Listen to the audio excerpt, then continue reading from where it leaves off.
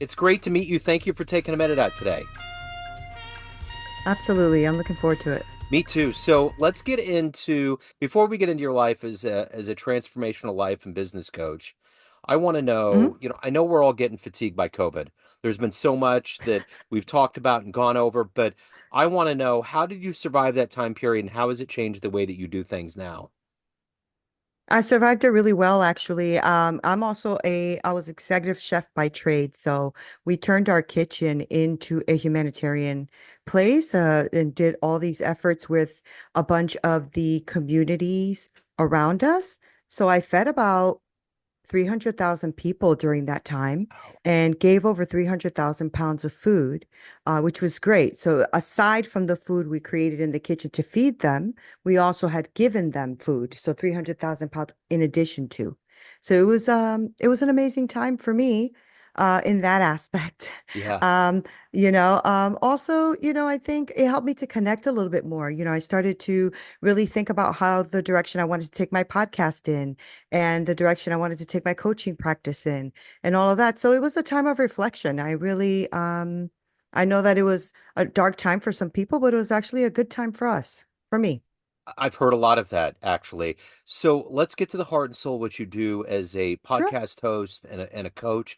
And to do this, I'm going to put you in front of a bunch of third grade students. It's career day. And one of Okay. the kids is curious and says, "Hey, what do you do for a living?"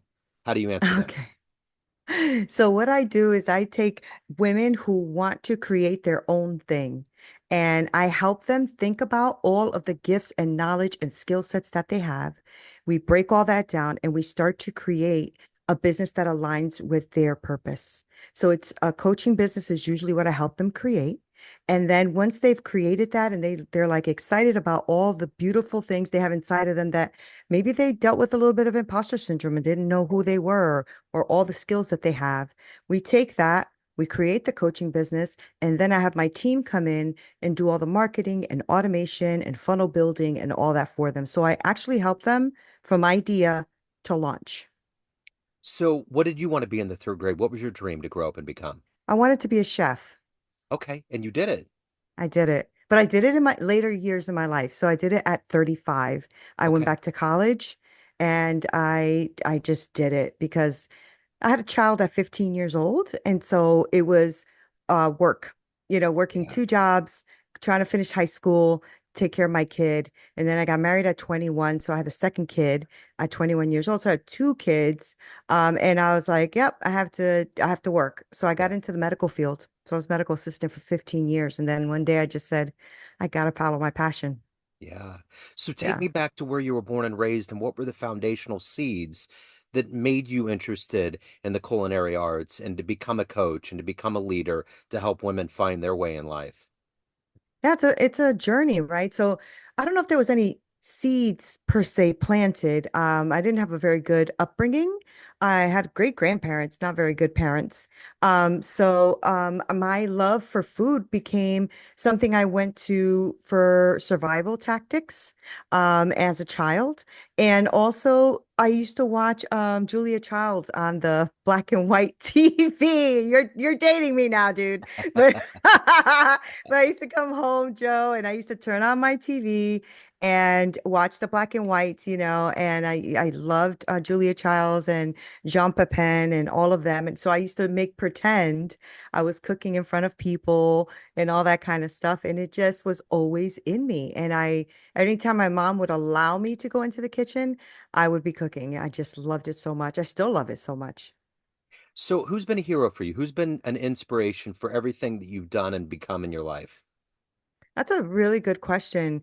I've often thought about that question because I'm like, who has inspired me? I don't know. The only thing I know is that my faith has driven me. So my guide and my hero really has always been Jesus. So that's who I look up to. Yeah. Um, and because I've had a lot of darkness in my life. I've had good things, but I've had a lot of darkness. And so that's what got me through. So I've always thought about that, like who's a hero? I never really put people on that kind of a pedestal. Yeah. So that's a challenge. Now I've had, people that have given me great advice and I've looked and told me to look this way instead of that way. That I've had, but I don't know if I've ever put anybody in such a pedestal as to be a hero. So let me ask you this. If you can meet one person alive on the planet right now that you find inspirational or fascinating, you could spend time with them and that might help you professionally or personally, who would that person be? I can't remember his last name. I believe his first name is Marion. I believe that's who it is. I've been watching him for about a year now. And he does a lot of like biblical, inspirational business, all that kind of stuff. I love his vibe. I like what he brings to the table. So I'm just starting to dig into him a little bit more. So that's why that he came up to me, he came up to mind first. But I find so many people very inspirational in their own game, right? Tony Robbins is very inspirational in his own game. Russell Brunson in his own game, right? So I find these people very fascinating. If I was in the room with them, I would be with a pad and pen, constantly trying to write. I think one of the biggest things for me is always trying to be in a room where people are smarter than me, more advanced than me, know more than me, so that I can, really kind of take all of that in. I've always been a person who, life has hit pretty hard, but I always just strap on my boots and make it happen. And every position I've had, whether it's been in the medical field and being a chef, whatever, I've always risen to the top as a leader. And I think it's just been that mindset of how do I make this work? How do I make this happen? And how do I have the team back me up? Yeah, And that's how that kind of shifted because I realized how many leaders I had under me that I had risen to higher positions in their life, whether in the culinary field or not. They actually went out to do other things, but they've all risen and they all still call me 15, 20 years later. So yeah, that says something, yeah, and that's when I shifted. In 2018, I wrote my book, my autobiography, Hit Me With Your Best Shot, which was about my hard-hitting life. And so that book actually catapulted even more the coaching business because people started coming to me for coaching. And yeah. that's how that started. Yeah. What's the best advice you've ever gotten? Don't quit while you are still in the game. Yeah, So I think one of the biggest things is we always want to give up when we don't see the fruits within the first week. yeah. Let's be real. We're in a microwave world, right? And so Mhm. if you don't see it in the first week, you're like, oh, forget it. This isn't working. I'm not good enough. Don't quit, Nina. Don't quit until you actually see it come to fruition. When Yeah. you see it come to fruition, then you can say to yourself, well, you still want to go in that direction or not. But if you haven't even hit the goal, you can't quit. So that was good advice. What is the motivation for you every day to wake up and to do what you do? You have to give a lot of yourself. You're helping people find their dreams, find their place, but you also have to evolve as a human being and do what you want to do. What is that Hmm. collective gumption every day for you? Knowledge. I really am big on learning. I love learning and like learning and trying to be really good at a lot of different things. Learning is really important to me. It's been something I've instilled in my children. It's been something that I tried to instill even more in me and my spouse. So I want to learn something every day, and I want to connect with people every day. I'm an extrovert, if you can't tell, and I love people. I love being around people, and I love inspiring people and moving people. And I think that's a gift, right? When you can look at somebody like the women who come to me are already leaders in their own right. Um, but sometimes they come to me not knowing, or they feel stuck, or they just like don't feel like they're good enough, or they have the knowledge. And I love the gift of seeing beyond that, what they're feeling at that moment, and seeing what they really bring to the table. That's inspiring. And so I Yeah, wake up every day grateful because I've been homeless. I've been almost murdered. I've been, a lot of things, right? And so every day I'm like, every day I wake up with gratitude on my heart, even on the bad days. Got to yeah, be grateful, man. Got to yeah. be grateful. Absolutely. So let's say you have a dream tonight. You run into that younger version of you right before you had your first child, and you could give that version of you a piece of advice based on the life you've led, the wisdom you've gained along the Mm, way. What advice would you impart on that young version of you? don't be afraid of shiznick. I don't know if I could You're curse on fine. here. You can sit. You can do it. We're good. Don't be afraid of shit and get up and do it, girl. You got this. Because when I think about who I was and how I even survived, I cannot tell you, Yeah. except for, the drive inside of me, right? That thing that wakes up every day. And my faith, that plays a big part now in my life. Back then, I was very depressed. I was very angry. I was very bitter, but I got up and did what I had to do.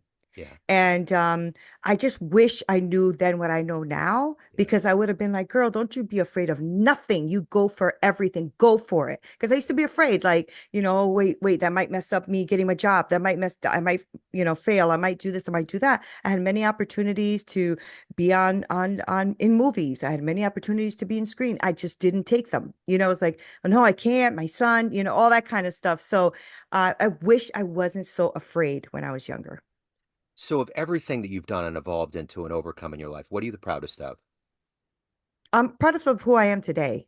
Yeah. I'm really proud of me, right?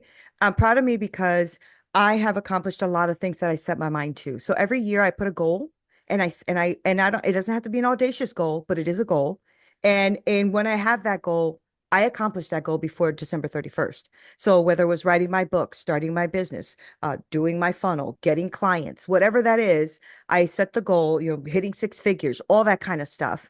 I set my mind, this is what you're doing this year. Yes, I get bumps and bruises and you get knocked down and you start cursing at everything. But at the end of the day, I'm super proud of myself for that, because when I was younger, I had, blinders on. I had to just protect my life and protect my kids. Yeah. And so it was a constant just work, work, work, work, work, work, work. No goals really. Just work until you die, Yeah. you know? Yep. So it feels good to hit a goal. So at the end of the day, everyone has a perception of you. Family, friends, everyone that reads your book, everyone that listens to your podcast, everyone around you. But you run the show. What's your perception of you? Who do you think you are? Hmm. Go ahead with your bad self, Joe. That's a question and a half. That is. Okay. All right. Who do I think? What do I think of myself? You know what? I think it depends on the day you catch me, Yeah. because there are days like today, I feel like a badass today. I'm getting a lot of stuff done and I've already been up since 6 a.m. and I'm doing my thing. Right. And then there's days where, what am I doing the right thing? Am I going in the right direction? Am I helping my women out that are in my program enough? That kind of stuff. So it depends on the day. But one thing I do know is that I am a determined, caring person. I am a straight shooter, but I also really do care about people. And I feel like honesty and truthfulness is the way to care about people. Yeah. So I'm very proud of myself for that. And people will always tell me that. And I know that about myself. Like sometimes do I break promises to myself? Yes. Going to the gym at 6 a.m. Yeah, that didn't happen. Right. So I broke that promise. So I gotta be better at that with me. But one thing I will say, Joe, is that all my friends and my family call me when they want an honest answer. Yeah. And that makes me proud. Yeah. When somebody says to me, hey, I could have called anybody, but I know you're going to give it to me straight. So here's my issue. And I love that Yeah. because that means that you trust me. That's So yeah, huge. yeah. So if we get off this call, time machine pulls up in front of your house, you could go anywhere in the annals of history, human history, and see one event with your own eyes. Where are you going? Hmm. Okay, so we're gonna get religious here, okay? Okay, that's fine. I think that I would want to be, if I can go back in time, it would probably be on the Sermon of the Mount when Jesus was giving his biggest speech Yeah. ever. Because it's one thing to read the words, but I can imagine what it was to sit there and listen to that powerful message, right? And just experience that firsthand. That's where I think I would want to like catapult to. I probably wouldn't want to live in that time, so I probably wouldn't Right. stay there Yeah. because I, Come on I need back. my hot showers and my AC, Yeah. Uh-huh. especially with these hot flashes, Joe. Yeah. At the end of the Absolutely. day, that's where I would love to have sat there and listen to that. That's a great answer. There's a lot of answers that I get from around that time period, but it's never with the speech. So that's wonderful. So if anyone wants to listen to your podcast, pick up your book, hire you, learn more about you, reach out, how can they do that? Yeah, they can find me anywhere really at Neena Perez. So it's Neena. That's how you spell Nina. And then you can my book is on Amazon. It's Hit Me With Your Best Shot: How I Became a Hard-Hitting Life. The podcast is called Straight Talk, No Sugar Added. So anywhere you look up Neena Perez or Straight Talk, No Sugar Added, you're gonna find me. Neena Perez, I love your style. Thank you so much for your Thank story. you. Thank you for your time. Keep doing the wonderful work and spreading the light. I appreciate you.